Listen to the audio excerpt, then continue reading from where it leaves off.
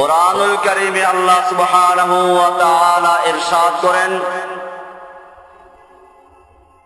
ইয়ারফাইল্লাহুল্লাযীনা আমানু মিনকুম ওয়াল্লাযীনা উতুল ইলমা দারাজাত। তোমাদের মধ্য থেকে যারা ঈমানদার, আল্লাহ রাব্বুল আলামিন তাদের মর্যাদা বৃদ্ধি করেন, এবং যারা উতুল ইলম, আহলে ইলম, যাদেরকে কোরআন এবং সুন্নাহ তথা দ্বীনি ইলম অর্জন করার সুযোগ করা হয়েছে, সুযোগ করে দেওয়া হয়েছে, আল্লাহ রাব্বুল আলামিন বলেন তাদের জন্য দারাজাত, অনেকগুলো স্তর রয়েছে। এমনি ভাবে কোরআনুল কারীমের সবচেয়ে বড় সাক্ষী তাওহীদের সাক্ষী। এখানেও আল্লাহ রাব্বুল আলামিন বলছেন, শাহিদাল্লাহু আন্নাহু লা ইলাহা ইল্লা হুয়া ওয়াল মালাইকাতু ওয়া উলুল ইলমি কাইমান বিল কিসত লা ইলাহা ইল্লা হুয়াল আজিজুল হাকীম। শাহিদাল্লাহু, আল্লাহ সাক্ষী দিচ্ছেন, আন্নাহু লা ইলাহা ইল্লা হুয়া, যে আল্লাহ ছাড়া আর কোনো ইলাহ নেই। লা ইলাহা ইল্লাল্লাহর সাক্ষী আল্লাহ নিজে দিচ্ছেন। এরপরে বললেন ওয়াল মালাইকা, এবং ফেরেশতারা এই সাক্ষী দেয়। ওয়া উলুল ইলমি, এবং যারা উলুল ইলম, আহলে ইলম যারা, তারাও সাক্ষী দেয়। এখানে উলুল ইলমদেরকে, অর্থাৎ দ্বীনি ইলম যাদের আছে, আসমানি কিতাবের ইলম যাদের আছে, আল্লাহ রাব্বুল আলামিন তাদেরকেও এমন একটা কাজে অংশীদার বানালেন যে কাজটা আল্লাহ তাআলা নিজে করেছেন। শাহিদাল্লাহু, আল্লাহ নিজে সাক্ষী দিচ্ছেন, ফেরেশতারা সাক্ষী দিচ্ছে, আর কারা? উলুল ইলম যারা, তারা। এমনি ভাবে রাসূলুল্লাহ সাল্লাল্লাহু আলাইহি ওয়াসাল্লাম ইরশাদ করেছেন, ফাযলুল আলিমি আলাল আবিদ কাফাযলিল কামার আলা সাইরিল কাওয়াকিব। একজন আলেমের ফজিলত অন্য সাধারণ আবেদের উপরে। আমাদের দেশে অনেক আবেদ আছে, আবেদে জাহেল, মূর্খ আবেদ, ইবাদত করে খুব বেশি। ইবাদতের ক্ষেত্রে আপনি তার ইবাদতের সামনে নিজের ইবাদতকে তুচ্ছ মনে করবেন। সারা বছর নফল রোজা রাখে, নামাজ পড়ে, পাগড়ি পরে, এই সব কিছু করে, কিন্তু কোরআন হাদিসের জ্ঞান অর্জন করে না। কোন পীরের মুরিদ বা অন্য কোন কাজ করে, কোন সংগঠনের সঙ্গে আছে, কোরআনুল কারীমের ইলমের ধারে কাছেও যায় না। এইরকম একজন আবেদ আর একজন আলেম, এর মধ্যে পার্থক্য কি? আল্লাহর রাসূল সাল্লাল্লাহু আলাইহি ওয়াসাল্লাম বলছেন, ফাযলুল আলিমি আলাল আবিদ কাফাযলি আলা আদনাকুম। একজন আলেমের ফজিলত একজন সাধারণ আবেদের উপরে, মূর্খ আবেদ এর উপরে একজন আলেমের মর্যাদা এবং ফজিলত হচ্ছে কাফাযলি আলা আদনাকুম। আমার মর্যাদা যেরকম ভাবে তোমাদের মধ্যে সাধারণ ব্যক্তির মর্যাদা যেরকম, তোমাদের মধ্যেও উপরের লোক না, তোমাদের মধ্যে একেবারে সাধারণ ব্যক্তি, সর্বনিম্ন ব্যক্তি, এর মধ্যে আর আমার মধ্যে যত পার্থক্য, একজন আলেম আর একজন মূর্খ আবেদের মধ্যে তত পার্থক্য। এরপরে রাসূলুল্লাহ সাল্লাল্লাহু আলাইহি ওয়াসাল্লাম ইরশাদ করেন, ইন্নামাল উলামাউ ওয়ারাসাতুল আম্বিয়া। আর শুনে রেখো, আলেমরা হচ্ছে নবীদের ওয়ারিস। আলেমরা কি? বাপ মারা গেলে যেরকম ভাবে সন্তানরা ওয়ারিস হয়, এরকম ভাবে নবীদের ওয়ারিস কারা? আলেমরা। নবীদের ওয়ারিস তো আলেমরা হয়। পীরদের ওয়ারিস কারা হয়? পীর মরে গেলে পীর হয় কারা? বোঝা গেল নবুয়তের সঙ্গে এটার কোনো সম্পর্ক নাই। পীরের পোলা পীর হয়, ফাসেক, দাড়ি নাই, আর দিনদারি কিচ্ছু নাই, কোরআন হাদিসের কোনো জ্ঞান নাই, পীরের পোলা পীর হয়ে বসা আছে। আল্লাহর রাসূল সাল্লাল্লাহু আলাইহি ওয়াসাল্লাম কি বলছেন? আল উলামাউ ওয়ারাসাতুল আম্বিয়া। আলেমরা হচ্ছে নবীদের ওয়ারিস, কোনো পোলা না। এরপরে বলছেন ইন্নাল আম্বিয়া লাম ইওয়ারিথু দিনারাও ওয়ালা দিরহামা, জেনে রাখো নবীরা দিনার দিরহাম টাকা পয়সার ওয়ারিস বানান না। নবীদের ওয়ারিস সম্পদের ওয়ারিস হয় না, কিসের ওয়ারিস? ইন্নামা ওয়ারাসুল ইলমা, তারা ইলমের ওয়ারিস বানান, ইলম রেখে যান। এই ইলম যারা গ্রহণ করে তারাই নবীর ওয়ারিস হিসেবে গণ্য হবে। ফামান আখাযা বিহি ফাকাদ আখাযা বিহাজ্জিন ওয়াফির। আবু দাউদ, তিরমিজি, দারিমি এই সব কিতাবে হাদিসটা আছে।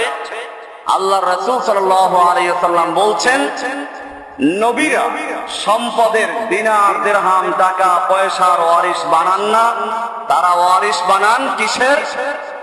ইলমের। ফামান আখাযা বিহি, যে ব্যক্তি এই ইলমকে গ্রহণ করলো, ইলমকে ধারণ করলো, ফাকাদ আখাযা বিহাজ্জিন ওয়াফির, সে পূর্ণ অংশ অর্জন করলো। নবীদের ওয়ারিস সূত্রে যে সম্পদ রেখে গেছে এর পূর্ণ অংশ দখল করলো। এমনি ভাবে আল্লাহর রাসূল সাল্লাল্লাহু আলাইহি ওয়াসাল্লাম আর এক হাদিসে ফরমান, লাউ আন্না ফাকিহান আলা রাসি জাবাল লাকানা হুয়াল জামাআ। একজন ফকিহ যে দ্বীনের জ্ঞান রাখে, ইলম রাখে, সে যদি একা একটা পাহাড়ের উপরে থাকে তাহলে সে একটা দল, সে একাই একটা জামাত, একটা দল। তার মানে হচ্ছে শয়তান 1,00,000 আবেদ মূর্খ লোকদেরকে গোমরাহ করার জন্য যে কষ্ট করতে হয় তার চেয়ে বেশি কষ্ট লাগে একজন আলেমকে গোমরাহ করার জন্য। ফকিহুন ওয়াহিদুন আশাদ্দু আলা শাইতানি মিন আলফি আবিদ। একজন ফকিহ হাজার আবেদকে গোমরাহ করতে যা লাগে তার চেয়ে কঠিন একজন আলেম শয়তানের জন্য। এজন্য ইলমে নবুয়ত অর্জন করা, ইলমে দ্বীন অর্জন করা, এটার গুরুত্ব অপরিসীম এবং পড়তে হবে। কোরআনুল কারীমে অসংখ্য আয়াত আছে, কুল হাল ইয়াস্তাবিল্লাযীনা ইয়ালামুনা ওয়াল্লাযীনা লা ইয়ালামুন। হে নবী আপনি বলুন, যারা জানে, যারা দ্বীনি ইলম রাখে তারা এবং যারা ইলম রাখে না তারা কি সমান? প্রশ্ন করেছেন। এর অর্থ হচ্ছে যারা দ্বীনি ইলম ও জ্ঞান রাখে তারা এবং যারা দ্বীনি ইলম রাখে না তাদের মধ্যে অনেক পার্থক্য। কোরআনে আল্লাহ সুবহানাহু ওয়া তাআলা আরেক জায়গায় বলেছেন, ইন্নামা ইয়াখশাল্লাহা মিন ইবাদিহিল উলামা। নিশ্চয়ই আল্লাহর বান্দাদের মধ্য থেকে শুধুমাত্র আলেমরাই আল্লাহকে ভয় করে। শুধুমাত্র কারাই ভয় করে? তাহলে এই যে পাবলিক আল্লাহকে ভয় করে, ভয় করে না? হ্যাঁ, ভয় করে। অনেক সময় দেখা যায় আল্লাহকে ভয় করে এমন কাজ করে যেটা সে অন্যায় করে। এই জন্য বুঝে শুনে একমাত্র আলেমরাই আল্লাহকে ভয় করে, সে কথা বলা হয়েছে। উদাহরণস্বরূপ মনে করুন, একজন লোক ঘুমাচ্ছিল, তার এক মূর্খ বন্ধু ছিল। বন্ধুকে বললো আমি ঘুমাচ্ছি, যেন কেউ ঘুমে ডিস্টার্ব করে না, খেয়াল রাখবে। বন্ধু দেখলো যে একটা মাছি বারবার তার ওই ঘুমন্ত বন্ধুর নাকে পড়ে, কয়েকবার টানালো, শেষ পর্যন্ত রাগ উঠলো।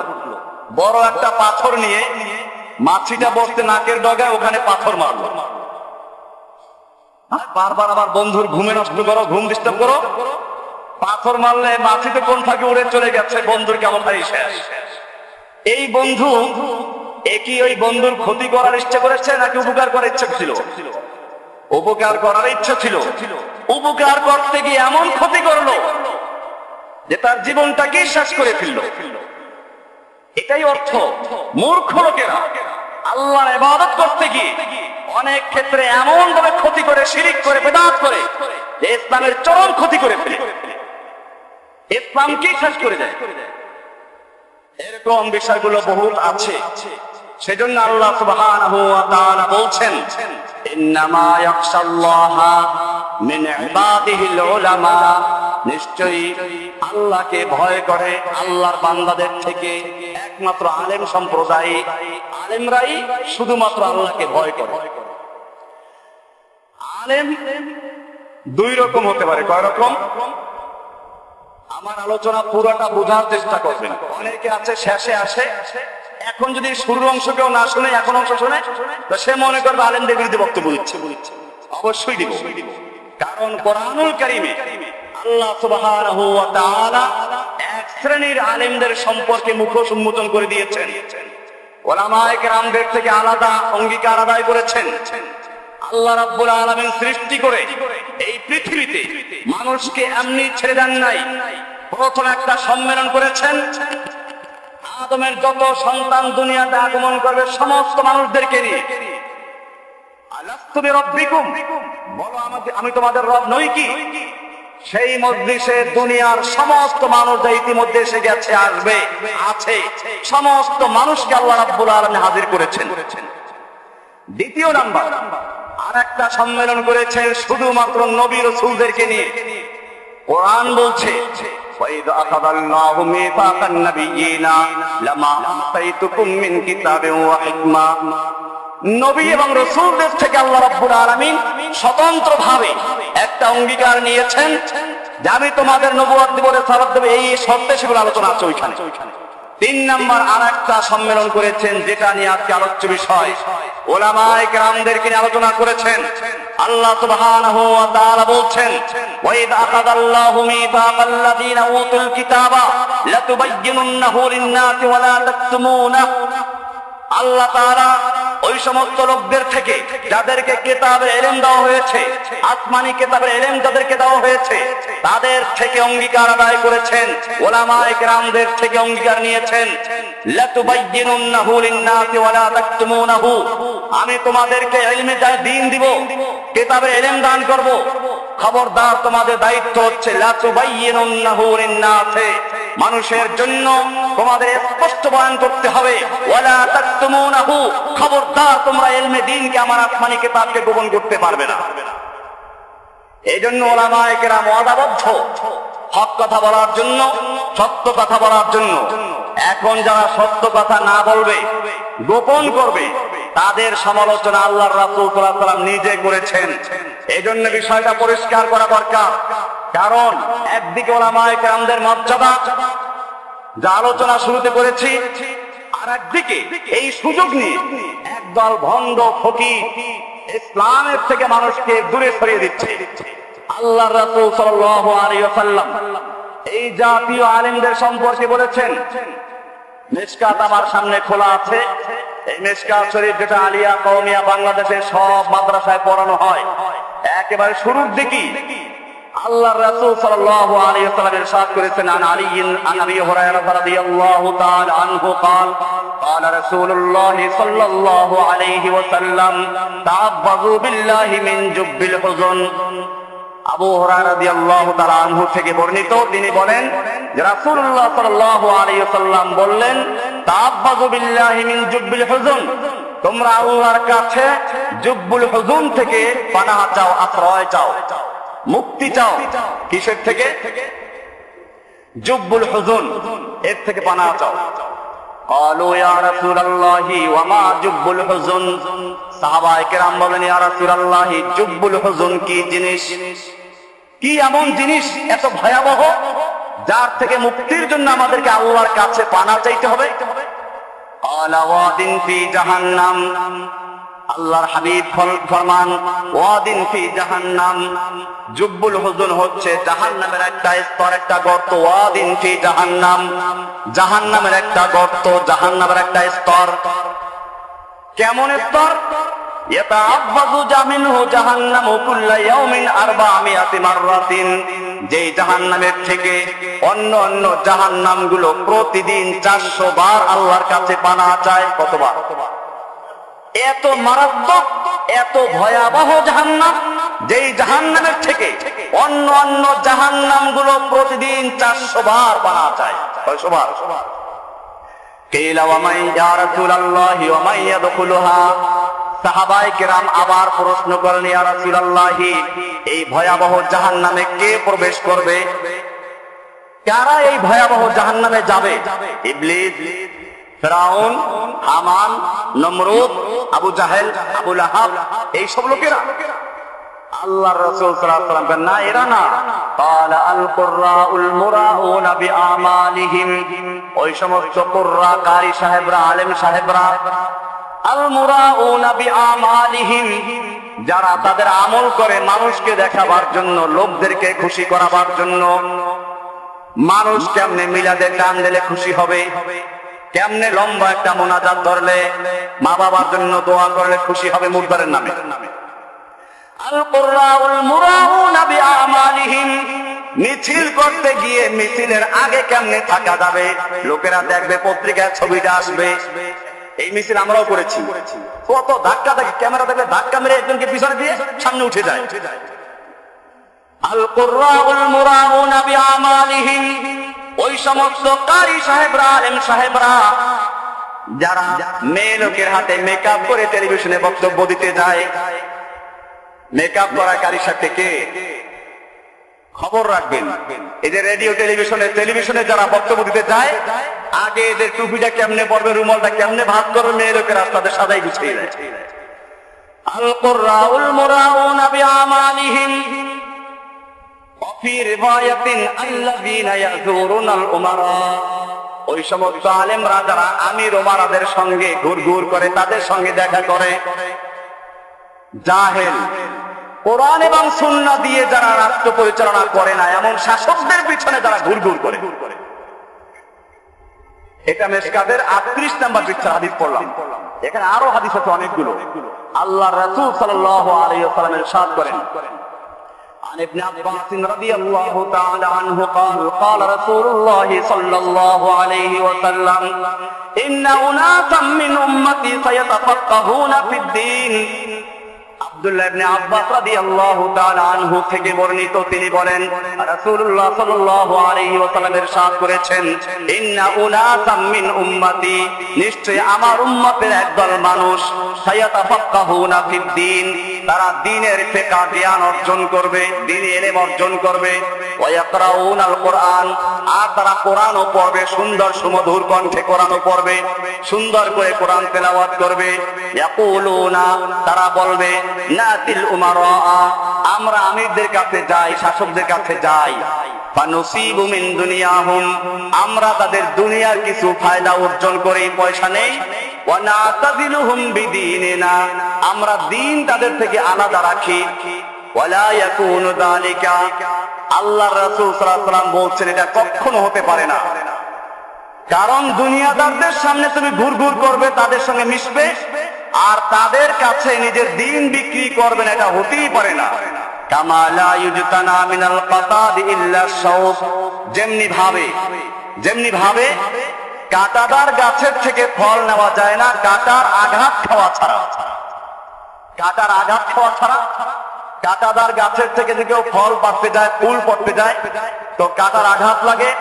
এরকম ভাবে আল্লাহর রাসূল সাল্লাল্লাহু আলাইহি ওয়াসাল্লাম বলছেন, কামা লা ইউজতানা মিনাল কাতাদ ইল্লা শাওক, যেমনি ভাবে কাঁটাদার গাছের থেকে কাঁটার আঘাত খাওয়া ছাড়া ফল নেওয়া যায় না, কাযালিকা লা ইউজতানা মিন কুরবিহিম, এমনি ভাবে দুনিয়াদার শাসকদের কাছ থেকেও কিছু আদায় করা যাবে না কাঁটার আঘাত খাওয়া ছাড়া, পাপে লিপ্ত হওয়া ছাড়া। এইভাবে আল্লাহর রাসূল সাল্লাল্লাহু আলাইহি ওয়াসাল্লাম আরেক হাদিসে ইরশাদ করেছেন, লাউ আন্না আন আব্দুল্লাহ ইবনে মাসউদ রাদিয়াল্লাহু তাআলা আনহু قال লাউ আন্না আহলাল ইলমি সানুল ইলমা ওয়া ওয়াদাউহু ইনদা আহলিহি। আব্দুল্লাহ ইবনে মাসউদ রাদিয়াল্লাহু তাআলা আনহু থেকে বর্ণিত, তিনি বলেন যে রাসূলুল্লাহ সাল্লাল্লাহু আলাইহি ওয়াসাল্লাম ইরশাদ করেছেন, লাউ আন্না আহলাল ইলমি সানুল ইলমা, যদি আহলে ইলমরা ইলমকে হেফাজত করত, ওয়াদাউহু ইনদা আহলিহি, এবং ইলমকে যারা ইলমের যোগ্য তাদের কাছে রাখত, লাতাদু বিহি আহলা জামানিহিম, তাহলে এই ইলমের মাধ্যমে তারা তাদের সমকালীন লোকদের উপর নেতৃত্ব দিতে পারত। ওয়ালাকিন্নাহুম বাদালুহু লিআহলিদ দুনিয়া লিয়ানালু বিহি মিন দুনিয়াহুম, কিন্তু তারা নিজেদের ইলমকে ব্যয় করেছে দুনিয়াদারদের জন্য, লিয়ানালু বিহি মিন দুনিয়াহুম, তাদের দুনিয়ার সামান্য পয়সা অর্জন করার জন্য, সামান্য স্বার্থ উদ্ধার করার জন্য। ফাহানু আলাইহিম, সারাদিন মুদ্রার নামে খতম পড়ে, কি জন্য? কিছু পয়সা পাওয়া যাবে। এই জন্য যে লোকটা সারা জীবন নামাজ পড়ে না, মদখোর, সুদখোর, ঘুষখোর, দাওয়াত দিল মাশাআল্লাহ, গিয়ে সারাদিন খতম পড়লো, এরকম বিভিন্ন লাইনে আল্লাহর রাসূল সাল্লাল্লাহু আলাইহি ওয়াসাল্লাম বলছেন, ওয়ালাকিন্নাহুম বাদালুহু লিআহলিদ দুনিয়া, তারা সে এলেমকে ব্যয় করেছে দুনিয়াদারদের জন্য, লিয়ানালু বিহি মিন দুনিয়াহুম, তাদের দুনিয়ার সামান্য ফায়দা অর্জন করার জন্য। ফাহানু আলাইহিম, নিজেরা ওদের কাছে নিজেদেরকে অপমান করেছে। সামিআতু নবিয়্যাকুম সাল্লাল্লাহু আলাইহি ওয়াসাল্লাম, আব্দুল্লাহ ইবনে মাসউদ রাদিয়াল্লাহু তাআলা আনহু বলেন, আমি তোমাদের নবীকে বলতে শুনেছি সাল্লাল্লাহু আলাইহি ওয়াসাল্লাম, মান জাআলাল হুমুমা হাম্মান ওয়াহিদান হাম্মা আখিরাতিহি, যেই ব্যক্তি তার সকল চিন্তা ভাবনা এবং সব ধান্দার মূল বানাবে একটা জিনিসকে, আখিরাতের চিন্তা ভাবনাকে, কাফাহুল্লাহু হাম্মা দুনিয়াহু, আল্লাহ তাআলা তার দুনিয়ার সমস্ত চিন্তা ধান্দা সবকিছু আল্লাহ তাআলা যথার্থ করে দিবেন।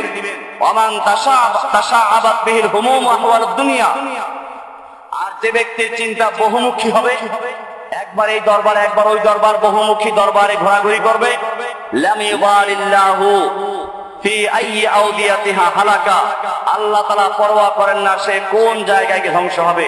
রাওয়াহু ইবনে মাজাহ ওয়া রাওয়াহুল বাইহাকী ফি শাবিল ঈমান, মিশকাত 37 নম্বর পৃষ্ঠা থেকে বলা হলো। এরকম ভাবে আল্লাহর রাসূল সাল্লাল্লাহু আলাইহি ওয়াসাল্লাম পরিষ্কার করে দিয়েছেন যে যে সমস্ত আলেমরা দুনিয়াদারদের পিছনে তারা যাতে সন্তুষ্ট এরকম কথা বলবে, কোরআন এবং হাদিসের ইলমকে গোপন করবে, আল্লাহ রাব্বুল আলামিন বলছেন এই সকল আলেমরা অঙ্গীকার ভঙ্গ করেছে, কারণ তাদের থেকে অঙ্গীকার নেওয়া হয়েছিল সূরা আলে ইমরানের 187 নম্বর আয়াতে, ওয়াইদ আখাযাল্লাহু মিসাকাল্লাযীনা উতুল কিতাব লাতুবায়্যিনুন্নাহু লিন-নাসি ওয়া লা তাকতুমুনাহু, তোমরা মানুষের সামনে সুস্পষ্ট ভাবে বয়ান করবে, খবরদার তোমরা এটাকে গোপন করবে না, আসমানি ইলমকে গোপন করবে না। আল্লাহ তাআলা বলছেন ফানাবাযু ওয়ারাআ যুহুরিহিম, অতঃপর তারা আল্লাহর বিধানকে পিছনে ফেলে দিল, ওয়াশতারাউ বিহি সামানান কালীলা, এরা দুনিয়ার সামান্য মালকে ক্রয় করেছে অল্প মূল্যের বিনিময়ে, তারা দুনিয়ার সামান্য মূল্যের কারণে কোরআনকে বিক্রি করে দিয়েছে, কোরআনকে তাবিজের বিনিময়ে, কোরআনকে মুর্দার নামে খতমের বিনিময়ে তারা বিক্রি করে দিয়েছে। আল্লাহ তাআলা বলছেন ফাবিইসা মা ইয়াশতারুন, তারা যা ক্রয় করেছে কতই না খারাপ এগুলো। হযরত আলী রাদিয়াল্লাহু তাআলা আনহু এইজন্য আক্ষেপ করে বলতেন, ফাসামা যহরি রাজুলানি, আমার পিঠের মেরুদণ্ড ভেঙে দিয়েছে দুই ধরনের মানুষেরা, আমার শক্তি আমার মেরুদণ্ড দুই ধরনের লোকেরা ভেঙে দিয়েছে, আলিমুন মুতাহাত্তিকুন ওয়া জাহিল মুতানাত্তিকুন, এক হচ্ছে আলেম যারা আল্লাহ দ্বীন থেকে সরে গেছে, আর এক দল হচ্ছে ওই সমস্ত জাহেল যারা ইসলামের মধ্যে আবার বেশি বাড়াবাড়ি করে। জাহেল দেখা যায় যে মূর্খ, নিজের কোনো ইলম কালাম নেই, কোন পীরের তরিকার উপরে সে এত অটল, সে মানুষকে মনে করে এটা না করলে সে কাফের হয়ে গেছে। এরকম ভাবে ইসলামের মৌলিক অনেক বিষয় আছে যেই বিষয়গুলোর কোনো খবর নেই। দেখবেন যে মাশাআল্লাহ, সেদিন আমি একটা পিরোজপুরে একটা বাহাতে গিয়েছিলাম, অনেক লোকেরা এসেছিল, বাহাত, সেখানে বাহাত হবে এই মুর্দারের নামে কোরআন খতম পড়া, 40 করা, মৃত্যু বার্ষিকী, এগুলো হারাম। আমাদের একজন লোক সেখানে আছেন যে এখান থেকে শুনেছেন, যে কারণে ওখানে ফতোয়া দিয়েছেন, কোরআন খুলে খুলে দেখাচ্ছে, মানে না। আমি বললাম যে আপনাদের মধ্যে বিতর্ক দেখা দিয়েছে, এবারে ফয়সালা কোত্থেকে নেবেন? ফয়সালা আল্লাহ তাআলা বলে দিয়েছেন, আল্লাহ বলেছেন সূরা নিসার 59 নম্বর আয়াতে, ফাইন তানাযাতুম ফি শাইইন, যদি কোন বিষয়ে তোমাদের মধ্যে বিবাদ দেখা দেয়, বিতর্ক দেখা দেয়, ইখতিলাফ দেখা দেয়, তাহলে ফয়সালা নিবা কার থেকে? ফারুদ্দুহু ইলাল্লাহি ওয়ার রাসূলি, আল্লাহ এবং তার রাসূলের কাছে ফিরিয়ে দাও। অর্থাৎ আল্লাহর কাছে মানে কোরআনের কাছে ফিরাও, কোরআনের সাথে মিলাও, আর রাসূলের কাছে মানে সহিহ হাদিসের কাছে মিলাও। এইভাবে আমরা এই সমাধানে আসতে পারি। আপনারা রাজি আছেন কিনা? লোকেরা বলল হ্যাঁ রাজি আছি। এবার আমি বললাম তাহলে আসুন, কোরআন শরীফের কোন জায়গায় মুর্দারের নামে খতম পড়া, পয়সা নেওয়া এগুলোর বিধান আছে কিনা, হাদিসে আছে কিনা? বরং তাফসীর খুলে যখন দেখালাম যে কোরআন এবং হাদিস বলে মৃত্যু ব্যক্তির নামে খতম পড়ে, দোয়া পড়ে, ওযিফা পড়ে, কোন রকম জানাজা দিয়ে পয়সা নেওয়া হারাম, যে নেয় সেও হারাম কাজ করলো, যে দেয় সেও হারাম কাজ করলো। এমনকি আমাদের দেশে মুর্দারের নামে যে খাওয়ান দেওয়া হয়, যদি মুর্দারের বিনিময়, দোয়ার বিনিময়ে খাওয়ান দেওয়া, এটাও জায়েজ নাই। এখন বললো তাহলে এটা আমরা খাই, অসুবিধা কি? আমি বলো অসুবিধা ঠিক ওইটাই। আপনি জোহরের নামাজ 4 রাকাত ফরজ পড়লেন, আসর 4 রাকাত ফরজ পড়লেন, এশা 4 রাকাত ফরজ পড়লেন, মাগরিব যদি 4 রাকাত পরে নামাজ হবে? লোকেরা বলবে না হবে না। কেন হবে না? 1 রাকাত পড়লে তো আল্লাহর জন্যই পড়বো, রুকু একটা বেশি হবে, সিজদা দুটা বেশি হবে, সুবহান রাব্বিল আযীম হবে, সুবহান রাব্বিল আলা হবে। কেন হবে না? যে আল্লাহর রাসূল এটা করেন নাই, সাহাবীরা করেন নাই। আল্লাহ নবীর মৃত্যুর পরে কোনো খবর দেওয়া হয়েছিল নাকি? এই সমস্ত রসুম এই খতম করতে ডাকা হয়। মানুষকে এত বলার পরও তারপর ঘুরে ফিরে করবি, ঘুরাইবে ফিরাইবে, অসুবিধা কি? অসুবিধা আল্লাহর নবী এটা করেন নাই, সাহাবায়ে কেরাম করেন নাই। তুমি ইসলামের মধ্যে ইসলামের নামে একটা বেদাত চালু করেছো। এতে যারা আল্লাহর হুকুম থেকে দূরে সরে ফাঁসেক ফুজ্জার যারা, এই লোকগুলো এই কাজগুলো বেশি করে। কোন ইমাম সাহেব খতম পড়ায়? কোন ইমাম সাহেব বাসায় মিলাদ পড়ায়? যে ইমাম সাহেব মিলাদ খাইতে খাইতে পেটের ভুঁড়ি বেড়ে গেছে, ওই ইমাম সাহেব মিলাদ পড়ায় কোনোদিন? এই জন্য আমাদের মনে রাখতে হবে, এইভাবে আল্লাহ রাব্বুল আলামিন সবকিছুকে স্পষ্ট করে দিয়েছিলেন। এবারে ওলামায়ে সু তৈরি করার জন্য কারখানা হয়েছে। আপনারা জানেন আমেরিকা থেকে এখন নতুন করে কিছু গবেষণা হচ্ছে। আমেরিকার একটা গবেষণা প্রতিষ্ঠান আছে, এর নাম হচ্ছে র্যান্ড,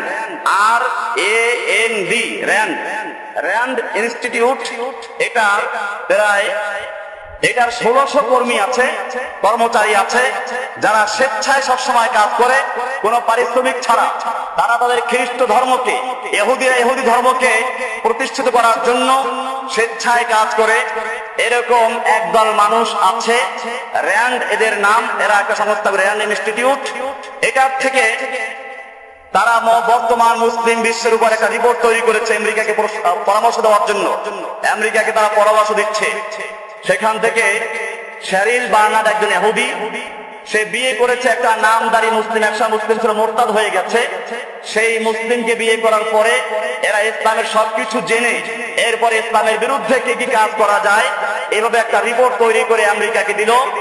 এবং সেখানে যে রিপোর্টগুলো দেওয়া হয়েছে সেখানে বলা হয়েছে, র্যান্ডের রিপোর্টে বলা হয়েছে, অধিকাংশ মুসলিম বিশ্বে যে সংগ্রাম চলছে তা সত্যিকার অর্থে একটি মতাদর্শগত যুদ্ধ, মতাদর্শের যুদ্ধ।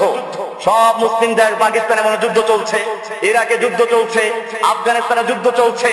র্যান্ড এটা বুঝতে পেরেছে এই যুদ্ধ কোন বংশ নিয়ে যুদ্ধ নয়, এই যুদ্ধ কোন অর্থনৈতিক যুদ্ধ নয়, এটা হচ্ছে একটা মতাদর্শের যুদ্ধ। লেখা আছে অধিকাংশ মুসলিম বিশ্বে যে সংগ্রাম চলছে তা সত্যিকার অর্থে একটি মতাদর্শগত যুদ্ধ, আদর্শের যুদ্ধ। এর ফলাফল নির্ধারণ করবে মুসলিম বিশ্বের আগামী দিনের পথ নির্দেশনা। এই যুদ্ধে কারা বিজয় লাভ করে সেটাই দেখতে হবে আমাদেরকে। এর ফলাফলে যদি যারা মুজাহিদিন তারা বিজয় লাভ করে তাহলে সঠিক ইসলাম চলে আসবে। আর যদি অপর পক্ষ, সরকার পক্ষ বিজয় লাভ করে তাহলে মনে রাখবা তোমাদের কোনো ভয় নেই, সেটাই বলা হচ্ছে। এর ফলাফলই নির্ধারণ করবে মুসলিম বিশ্বের আগামী দিনের পথ নির্দেশনা। এরপরে লিখেছে যুক্তরাষ্ট্র, এটা যুক্তরাষ্ট্রের প্রতিরক্ষা মন্ত্রণালয় থেকে চতুর্মাসিক যে রিপোর্ট বের হয় তাতে 2007 সালে বের করা হয়েছে, যুক্তরাষ্ট্র এমন এক যুদ্ধে জড়িত যা একই সাথে অস্ত্রের ও আদর্শের। যুক্তরাষ্ট্র এমন এক যুদ্ধে জড়িত যা একই সাথে অস্ত্রের এবং আদর্শের। অস্ত্রের যুদ্ধ চলছে, আদর্শের যুদ্ধ এটা। এই যুদ্ধের চূড়ান্ত বিজয় শুধুমাত্র তখনই অর্জিত হবে যখন চরমপন্থীদের আদর্শকে তাদের নিজেদের সমাজের জনগণ এবং সমর্থকদের চোখে কলঙ্কিত বা অখ্যাত করা যাবে। অর্থাৎ নিজেদের দেশে মুসলমানদের মধ্যে এই আদর্শটাকে ঘৃণিত করতে হবে, এটাকে অপছন্দনীয় করতে হবে। এটাই তারা বলেছে এই যুদ্ধের চূড়ান্ত বিজয় শুধুমাত্র তখনই অর্জিত হবে যখন চরমপন্থীদের আদর্শকে তাদের নিজেদের সমাজের জনগণ এবং সমর্থকদের চোখে কলঙ্কিত অথবা অখ্যাত করা যাবে। সুতরাং আপনারাই বুঝতে পারছেন বর্তমানে এটা অনেকটা সফল হয়েছে। এখন বর্তমানে কোরআনের অনেক আয়াতে যেখানে বিষয়, কতগুলো বিষয় আছে বললে আমি দেখেছি শুধু অন্য মসজিদ না, আমাদের মসজিদেও আছে। জিহাদের নাম শুনলে এই এলাকার বহু দিনদার মুসল্লিরা তাদের চেহারা বাদ পড়ে যায়। বোঝা গেল আমেরিকা তাদের সফল হয়েছে কিনা।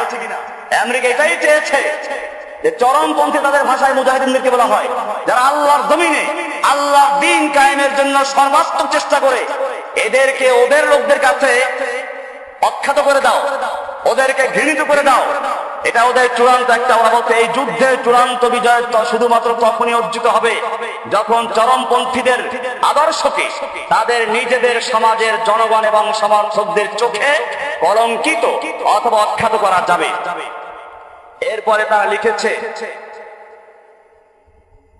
9/11 এরপর লিখছে ইউএস নিউজ, এতে লিখেছে 9/11 আক্রমণের পরে বারবার ভুল পদক্ষেপ নেওয়ার পর আজ ওয়াশিংটন পাল্টা আক্রমণ চালিয়ে যাচ্ছে।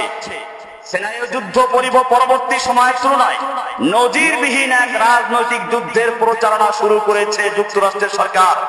সামরিক মনস্তান্ত্রিক অভিযান এবং সিআইএ এর গোপন অভিযান পরিচালনার জন্য নিয়োজিত দলগুলো থেকে শুরু করে প্রকাশ্যে যোগাযোগ মাধ্যম, রেডিও, টেলিভিশন, সংবাদপত্র ইত্যাদি এবং বুদ্ধিজীবীদের অর্থনৈতিক যোগান দেওয়া পর্যন্ত ওয়াশিংটন মিলিয়ন বিলিয়ন ডলার ব্যয় করছে এমন এক প্রচার অভিযানে, যার লক্ষ্য শুধুমাত্র মুসলিম সমাজকেই নয়, ইসলামকেও প্রভাবিত করা।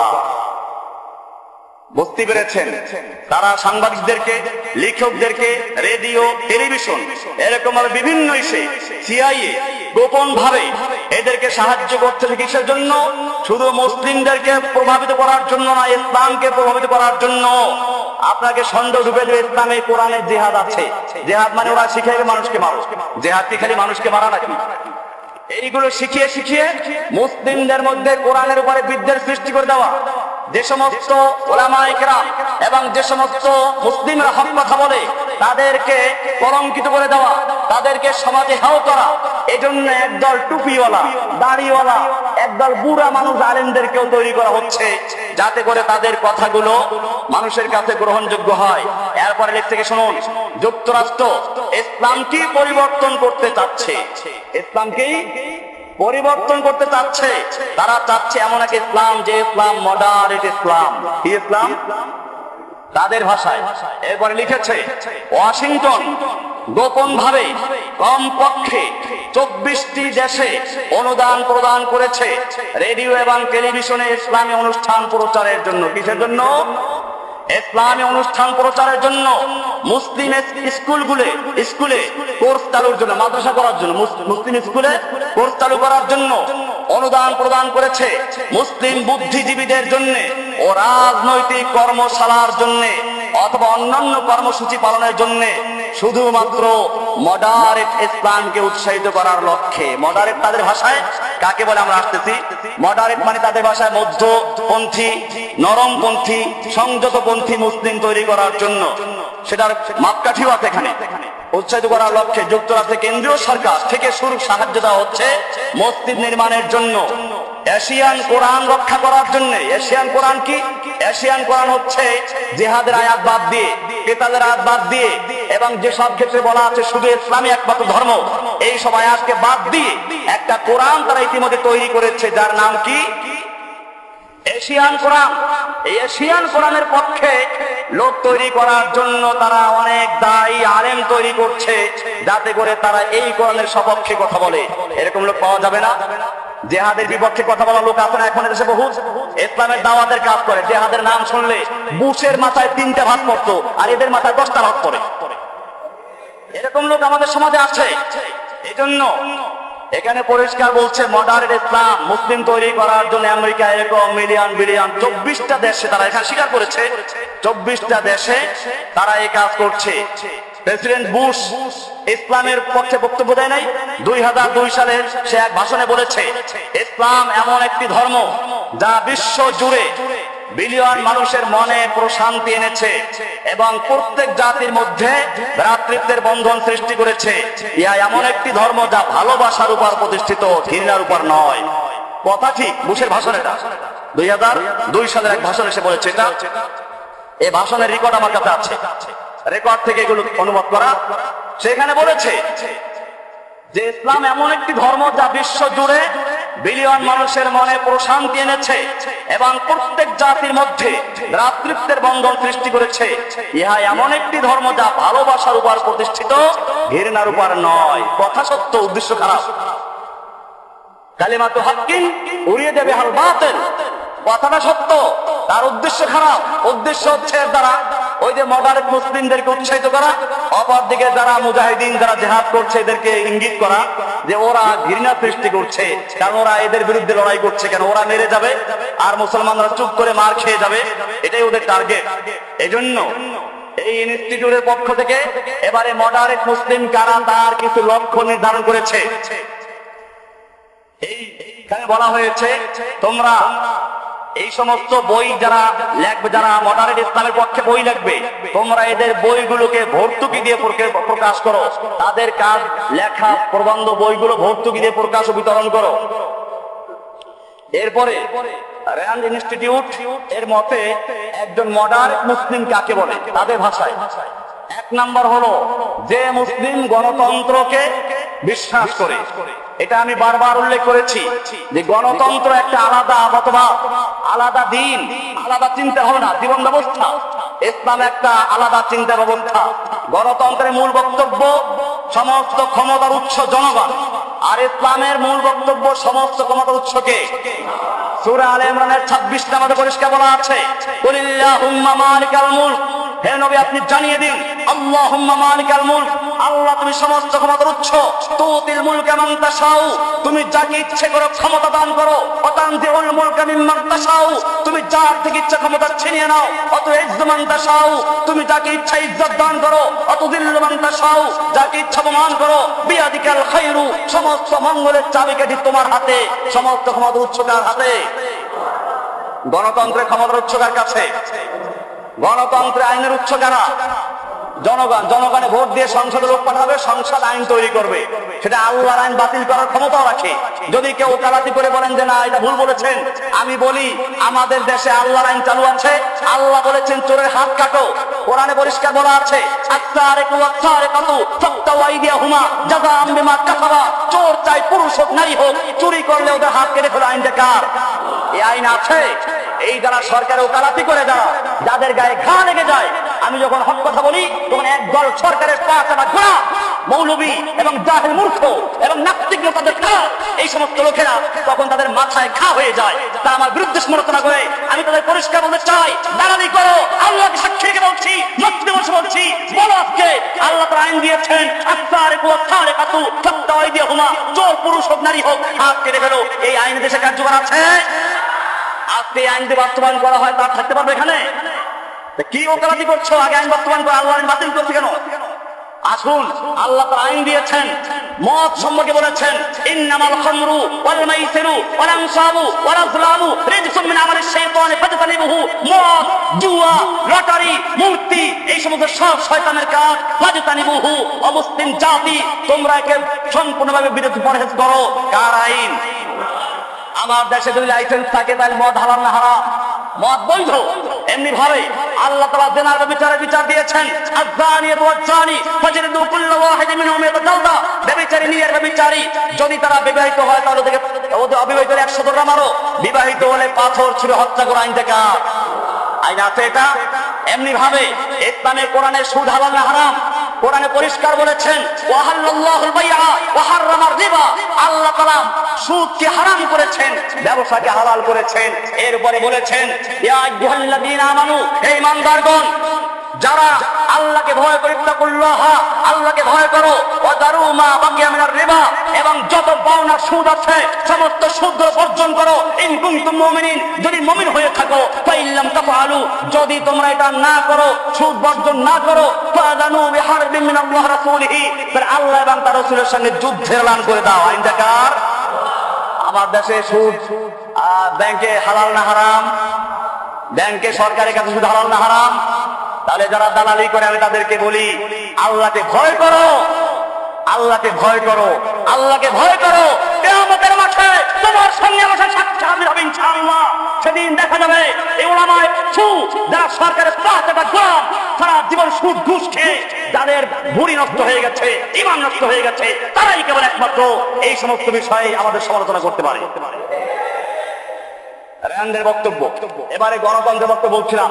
গণতন্ত্রের বক্তব্য আব্রাহাম লিঙ্কন পরিষ্কার করে দিয়েছেন যে governor of the people, by the people, for the people. আর ইসলামের বক্তব্য কি? Of the law, by the ওয়াহি, ফর দ্য পিপল। আইন কানুন বিধান আসবে কার পক্ষ থেকে? কাদের মাধ্যমে?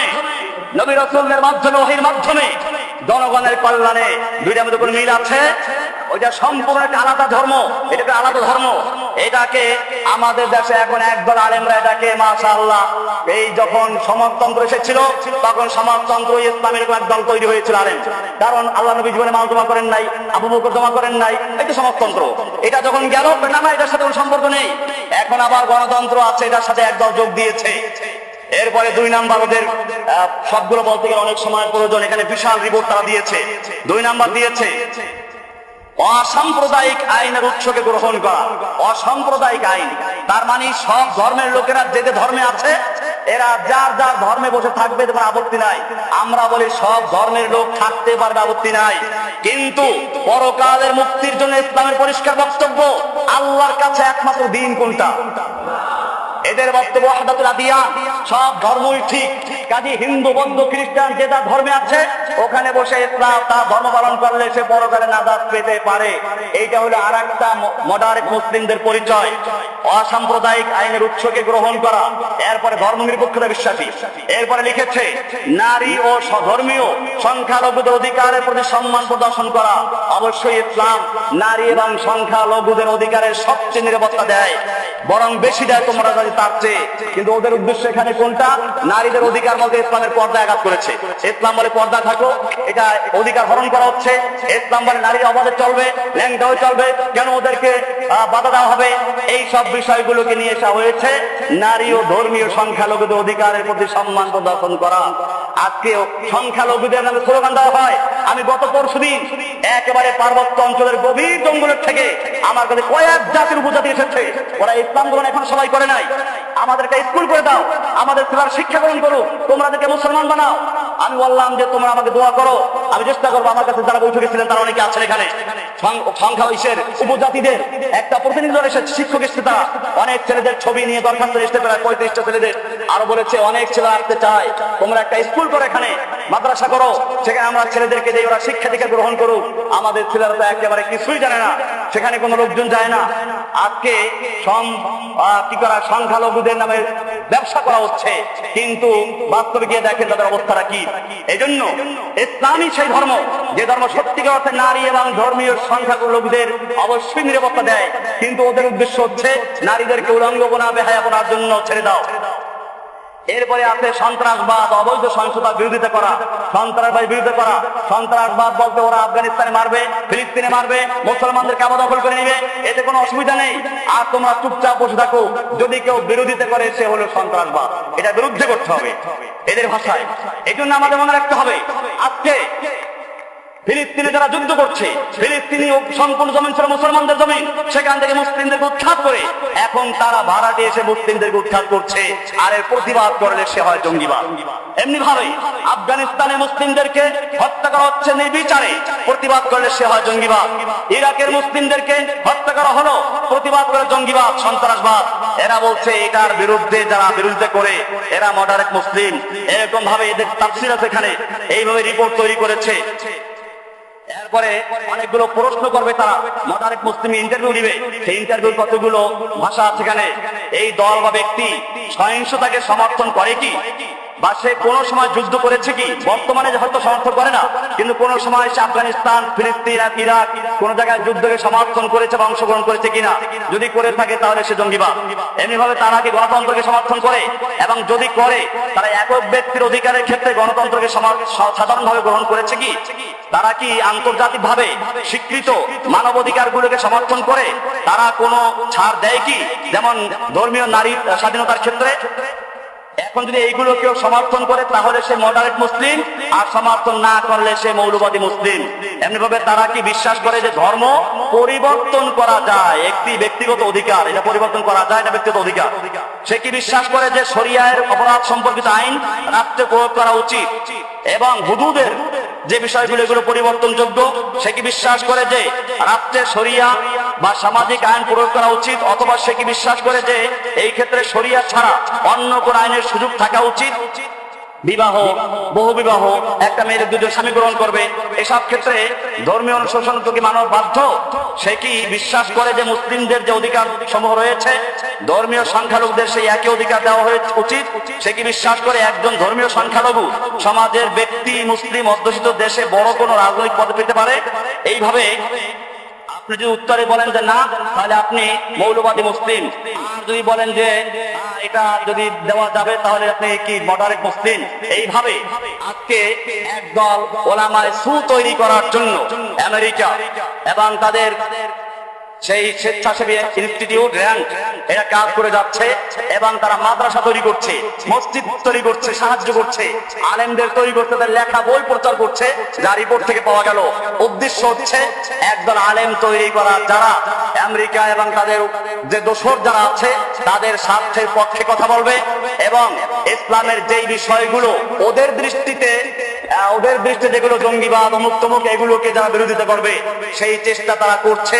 এবং আমি তো বলি যে অনেকটা তারা সফলতা অর্জন করেছে, যে কারণে আজকে আমরা আমাদের সমাজে যখন ইসলামের সঠিক কথা বলি, হুদুদুল্লাহর কথা বলি, শুধু মসজিদে নামাজ পড়ার অসুবিধা নাই, কিন্তু যখনই বলা হয় কোরআনের আইন আছে, সমাজনীতি, অর্থনীতি, ব্যবসা নীতি, ব্যবসা চলবে আল্লাহর আইন দিয়ে, সমাজ চলবে আল্লাহর আইন দিয়ে, ব্যাংক চলবে আল্লাহর আইন দিয়ে, রাষ্ট্র চলবে আল্লাহর আইন দিয়ে, আদালত চলবে আল্লাহর আইন দিয়ে, সংসদ চলবে আল্লাহর আইন দিয়ে, বঙ্গভবন আল্লাহর আইন দিয়ে, গণভবন আল্লাহর আইন দিয়ে, তখন কয় যে লোকটা কি?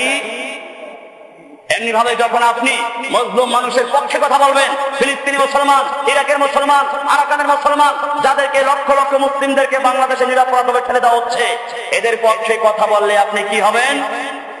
এই জন্য আমাদের মনে রাখতে হবে, আমি আজকে ওলামায়ে কেরামদের মর্যাদা নিয়ে একদিকে আলোচনা করেছি, আর একদিকে ওলামায়ে সু যারা ইহুদি খ্রিস্টান তথা কুফফারদের পা চাটা গোলাম, তাদের স্বার্থের পক্ষে যারা কথা বলে, এদের ব্যাপারে সাবধান হতে হবে। এই জন্য এখানে লিখেছে তারা কাদেরকে সাহায্য করবে, লিখেছে এখানে সুফিবাদকে সাহায্য করবে, পরিষ্কার লেখা এখানে রিপোর্টে যে সুফিবাদকে, পীরবাদকে, এখানে লেখা আছে 5 নাম্বার, সুফিবাদের জনপ্রিয়তাকে এবং গ্রহণযোগ্যতার উৎসাহ দান করো। বোঝা গেল সুফিবাদের প্রচার আমেরিকা চায়, কারণ সুফিবাদে যে পীর বা দরগা আছে না, দেওয়ানবাগি পীর, রাজারবাগি পীর, চন্দ্রপাড়ার পীর, এমনকি এই যত পীর আছে, এমন একটা ওই যে টেলিভিশন আছে না, কি যেন আইটিভি নাকি কোনটা যেন, ওই যে কেবল মিলাদ আর মাজার, সারা বিশ্বে কোন কোন জায়গায় মাজার আছে, এই মাজার গুলো দেখায় আর মাজারের দিকে ঝুঁকাও মুসলমানদেরকে, আল্লাহ দরবার দিয়ে পীরের দিকে ঝুঁকাও, এই সব মুসলমানদেরকে ওরা অর্থ দিয়ে পরামর্শে সাহায্য করবে। সেই জন্য আমি আমার ভাইদেরকে বলবো, আপনারা একদিকে ওলামায়ে কেরামদের প্রতি সম্মান দেখাবেন, তাজিম করবেন এবং নিজে ইলম অর্জন করবেন, অপর দিকে ওলামায়ে সু তথা গদ্দিনাসীন, গদ্দি আছে, গদ্দি, শাহজাদা, সাহেবজাদা, জুলফে দারাজ, গেসু দারাজ, বান্দা নওয়াব, খাজা নওয়াব, মুশকিল কুশা, হাজত রওয়া, এরকম হাজার টাইটেল নিয়ে যারা গদ্দি নাসীন হয়ে আছে, এই সমস্ত ওলামাদেরকে বর্জন করুন।